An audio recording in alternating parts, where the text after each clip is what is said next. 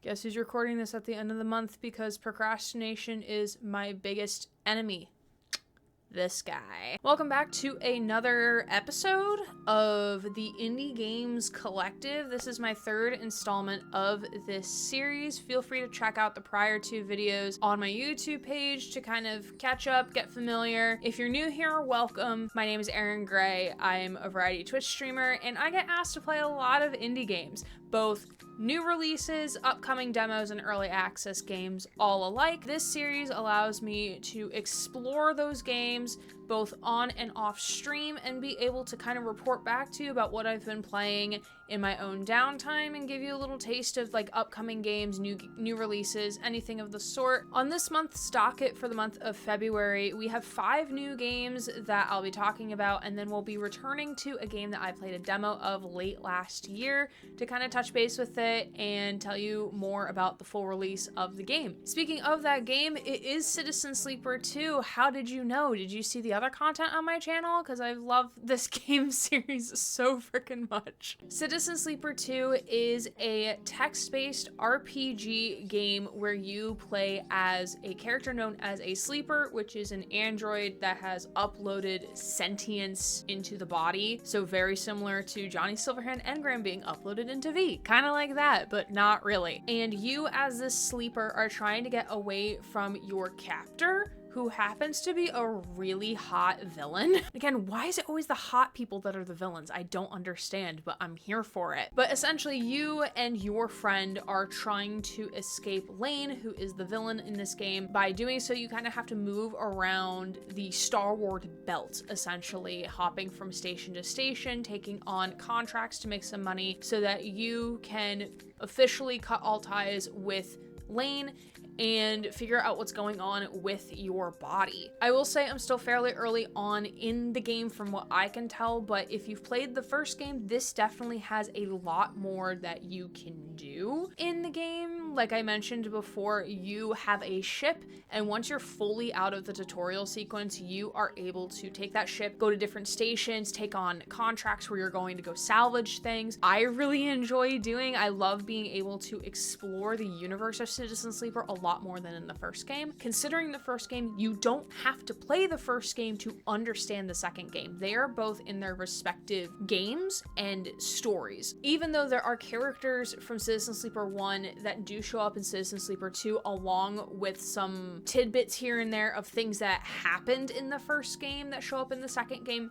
it's not a prerequisite in order to play the second game. They're kind of just standalone stories, which is kind of nice in terms of being a sequel. If you're interested in just for that, or just for the plot, or for Lane because he is the plot of this game, then by all means skip the first game. But I personally recommend that you play both of them because the first game is still just as good. The demo definitely lived up to what the full game has to offer, so I definitely do recommend that you check it out for yourself. So next on our docket tonight, before Future Gray comes in later and talks about the other 2 games that I have not played at the time of recording this video, is Afterlove EP. This is also a game published by Fellow Traveler, which is also the publisher of Citizen Sleeper 2 as well, and it is a rhythm narrative game. So it is primarily a narrative, seems pretty linear from the hour and a half that I ended up playing, and it's a story of loss. You play as a character named Rama, or Rama. I cannot pronounce names for the life of me, no matter how many times I hear it, I apologize. He is going through the loss of his girlfriend. He has a band, and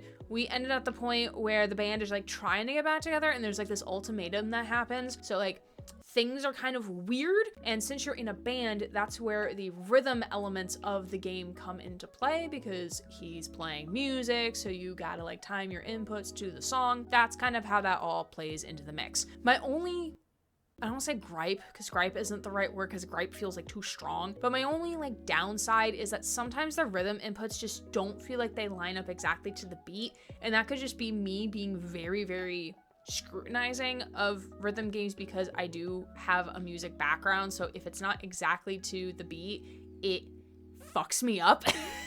Other than that, I thoroughly enjoyed the art style. The art is entirely hand drawn, which is really cool. There are some animated moments with the art, so I can't imagine how much effort it took to animate those specific sections of the game. And the music generally is also really, really great to listen to. I really hope they put it on Spotify so that I can listen to it. I do have issues with the story, and when I say issues, I don't mean that like I have like there's continuity issues. It's more of just like there's drama between the characters, and I'm like, I feel rage for the main character. Like, the main characters does not deserve these people as their friends, honestly. But like, that's not an issue. That is just me being just angry and feeling emotions for the main character. But also, like, if you're a game that can do that, then like you're doing your job in my eyes. If you can make me relate and like feel those emotions to the point where I'm like viciously screaming into my microphone during stream because I'm just like feeling that much like empathy for the character and what they're going through, then you kind of did your job. Congratulations. Next on our list is Quantum Odyssey, which is an early access puzzle and automation base teaching you about quantum mechanics. And I never thought I would actually say that in a video where I'm learning about quantum mechanics and quantum computing in a video game, but here I am doing the thing. So I'm gonna be totally honest and totally transparent. So I got requested to play this game through Keymailer, which hooks up developers and publishers with content creators to play games and produce content for them. I got reached out to play Quantum Odyssey. Granted, it's still in early access, so there's still a lot of things they're looking to improve on from my understanding and get feedback on. They reached out saying, hey, we would love for you to check out our game. I'm like, cool, fine, sounds good. I looked up on Steam and I'm like, okay, quantum mechanics, okay, completely out of my wheelhouse. I have a music degree and I completely am trash at math. Like, we don't need to revisit my high school days. When I was looking at the Steam screenshots, I was actually like, oh, like the puzzles seem really interesting. The puzzles look fun and there's colors and there's lines and there's just things happening and I want to know more. That's what encouraged me to actually pick up this early access game and to try it out. Not gonna lie, I really don't have interest in learning quantum computing, but also like the puzzles just seemed really interesting and I was very much intrigued. Like, you can watch the stream itself when I played this live. Chat was very confused because we don't understand the math. The math just goes completely over my head. The second I saw imaginary numbers, I got vivid flashbacks to 9th grade Algebra 2 class where we had a literal protest about learning about imaginary numbers. And I was like, I'm going back to my dark place right now. And not the dark place Alan Wake is in either. I don't understand how the math works, personally. I am just not math savvy. Like, you should see me with my advising appointments with my students where I'm literally doing 3 times 3 into a calculator to make sure that 9 is correct because we're fucking with credits and making sure students can graduate, so I want to make sure I get the math right. When the game is going through the tutorials on like, okay, so this is like the quantum mechanics behind what you are doing in your little matrix, your forge thing, I'm like, okay, just like bypass it because I don't understand the math. The math just goes completely over my head. Just give me the pretty puzzles. I just want to do the puzzle. Let me figure it out. I didn't want to end stream because I was kind of having fun with the puzzles and I wanted to see how it was going to build on top of one another, which is how they set up the tutorial to build on each sequence of the puzzle. So even if you don't understand the math, you can probably figure out the puzzles in due time, which is what happened to me. Like, I took one look at the math and I was like, yeah, no, this is nope,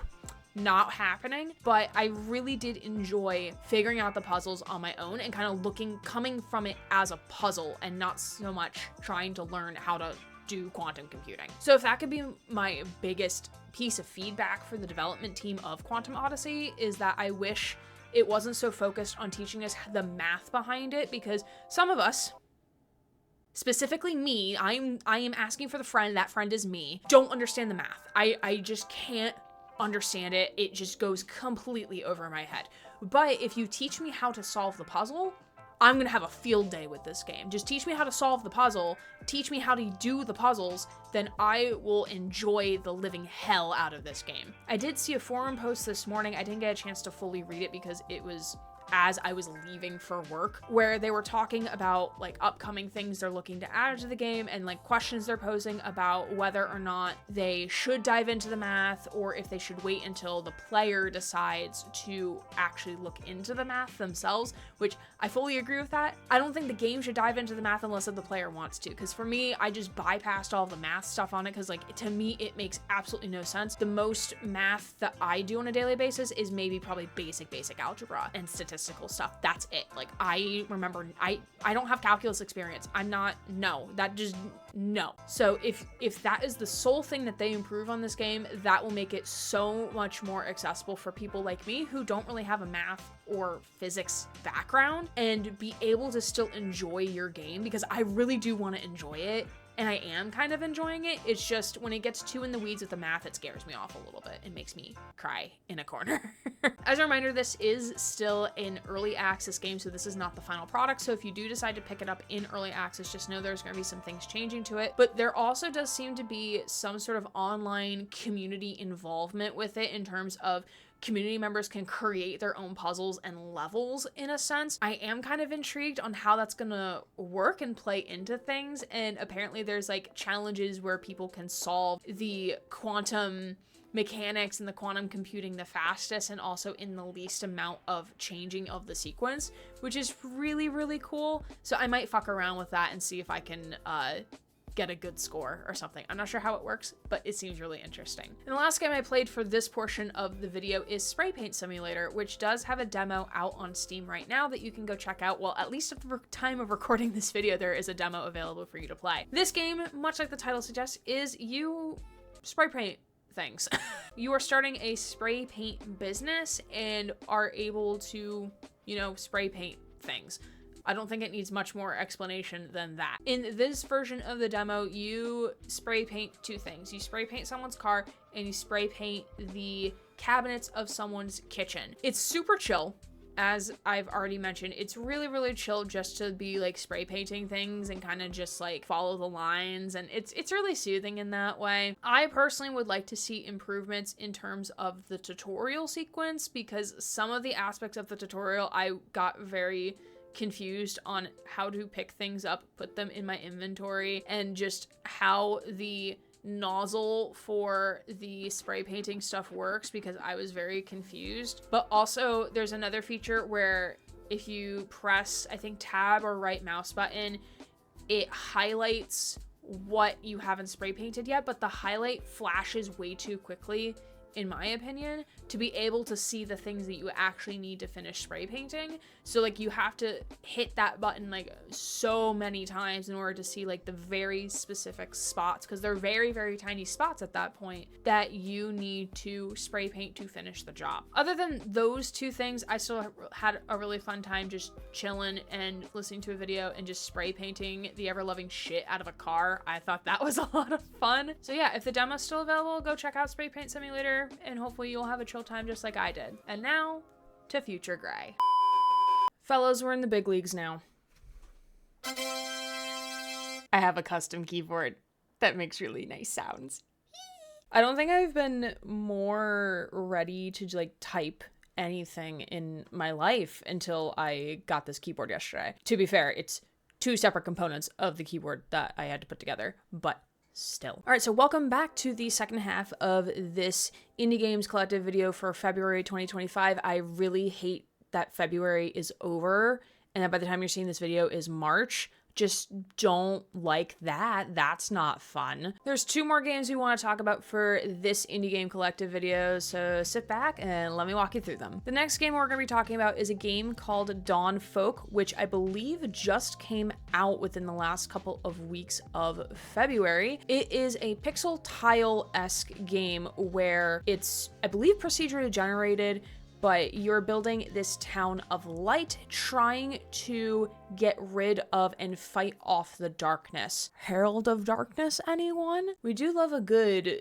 Alan Wake relation moment in our lives, don't we not?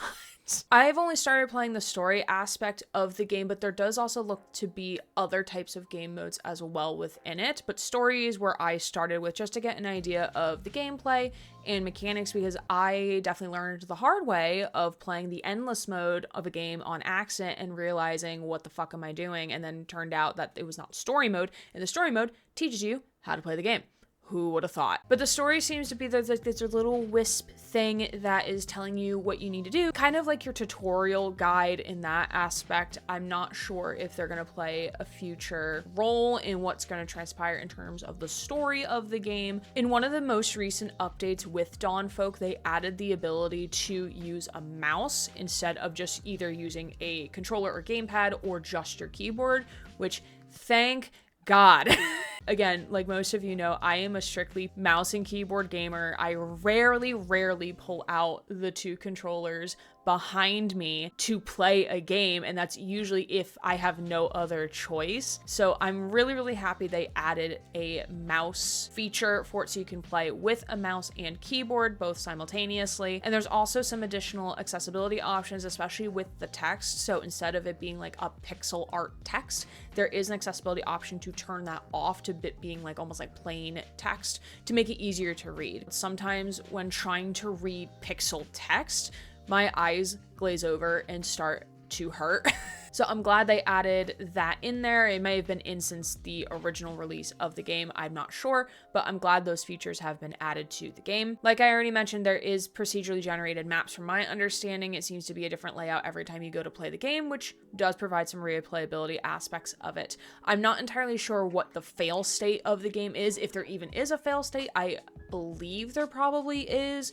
If you don't fight off the darkness and the darkness consumes your town, that's what I'm assuming is the fail state. But there's definitely a lot more that I want to explore with this game, because there's 99 achievements and your girl's got to get all of them. But it's definitely got a really cool concept. It is pretty chill. It is like a day cycle that you can pause in between and everything. So I'm definitely looking to play more of that in the future, hopefully, pending that Dead by Daylight and Overwatch don't consume the last two brain cells I have. Finally, the last game I was asked to play for the month of February is ChromaGun 2 Die Hard, and Die Hard as in like dyeing clothes, not unaliving people. Not the movie.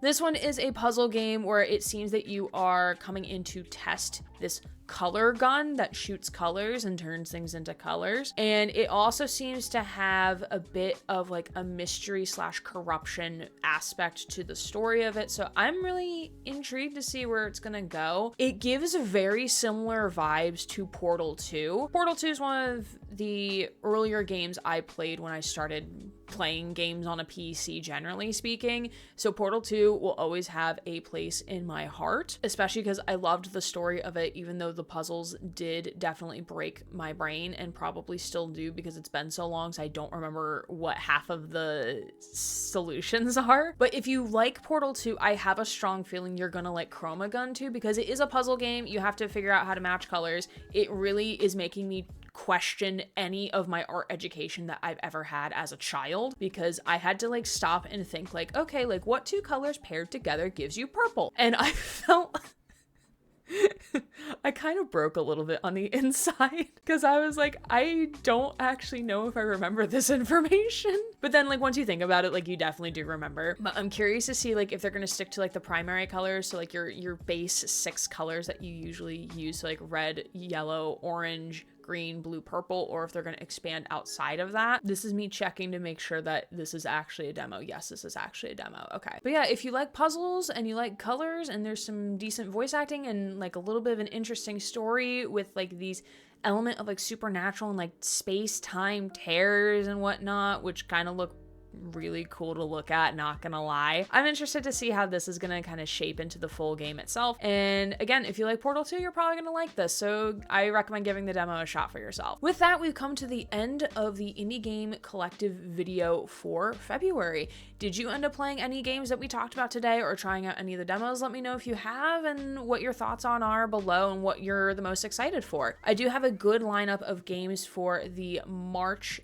Indie Games Collective video, so I'll be playing those periodically throughout March, and then we'll report back to you at the start of April with my findings, I guess is one to say. With that, Twitch streams are kind of a little mixture of like, I don't know what the fuck I'm doing right now because Twitch is being Twitch. You can look at my community post on it or my post in Discord about my thoughts and feelings about the 100-hour limit to highlights. And that is why you haven't seen any other streams being posted right now on YouTube, just because I can't make highlights right now until I figure out what I'm doing with my backlog of highlights on Twitch. So right now we're just kind of vibing. We're doing a lot of co-working streams over on Twitch, but feel free to go follow us over there. And if you want to see more indie game collective videos in the future like this or other content, I am working on poorly explained video of the Alan Wake 2 plot. I have to go back and re-record a section because my iPad just completely fucked up the recording. So I have to go back and re-record everything. I'm also working on a highlight compilation for Sammy Juke's Twin Links and a Gray's gaming diary of my first playthrough of Mass Effect, which is very long overdue. I recorded that like several months ago. All these are on my docket.